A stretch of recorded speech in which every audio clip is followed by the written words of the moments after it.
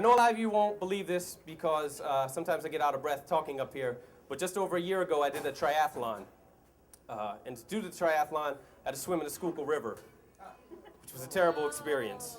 Schuylkill River is a terrible, terrible river. My friend Andrew and I decided that we were going to do a triathlon, so we signed up for the Philly Sprint Triathlon, and that took place in the Schuylkill River.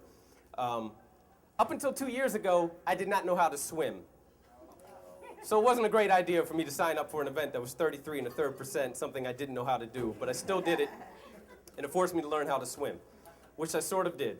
My friend Andrew and I, we show up for the race, and we're feeling like we're in the best shape of our lives, but what you realize when you show up for a triathlon and you line up with other people, other gentlemen your age, is that the best shape of your life is nowhere near the best shape of the lives of people who do triathlons regularly. So that was already disheartening. People are really, really aggressive at triathlons, in particular at the swim part. Some people have warned us of this, so we stayed to the back, because we only had one goal, and that was not drowning, and then also two goals, not drowning and then finishing. So we stayed to the back at the start, because people go out in the water and they tread water, and I was not going to waste any extra energy. I stayed on the sand until the last possible minute. Well, they fired off the gun, and we took off swimming.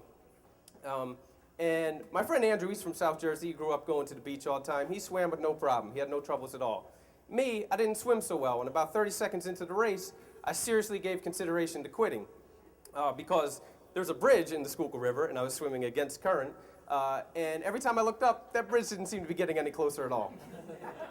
Now, along the swim, they have kayaks set up that you can hang on to. Well, really, they're there to keep people on course, but you can also hang on to the edge if you are tired. So 30 seconds into the race, I made my way to the first kayak, and I rested. And then I saw where the next kayak was, and I swam to that one. Now, they break you up into heats by your swim cap color and also by like your age and sex. So 5 minutes after my heat, there was another heat going by, and it was like girls in an orange swim cap. And then 10 minutes later, there was like 6-year-old women in like a pink swim cap. And all these people were passing me. It was a very disheartening time in the water. But I got to know everybody at all the kayaks. Most of them were very nice people. One person was kind of a jerk. He was just like, hey, don't tip me over. Like I had any concern about if he got wet. I was like, I am almost dying. I really thought I was going to die. I finally made it out of the water. And the funny part is when I got out of the water, they actually have an electronic system set up to take photos of you based on the chip that you have like wrapped around your ankle. So there are 2 great photos of me. Usually you're only in one of these areas for long enough for one photo, but I was moving very slowly. There are 2 great photos of women who are in heats that probably started 20 minutes after me, trying to like move past me as I'm just like stumbling across the sand. It was a really great moment. So I got out of the water, and now it took me 40 minutes to finish the swim, whereas it took most people 20 minutes. So my friend Andrew had been finished for a long time. I figured I would not see him. But when I got out of the water, he had waited for me, which was a really nice thing.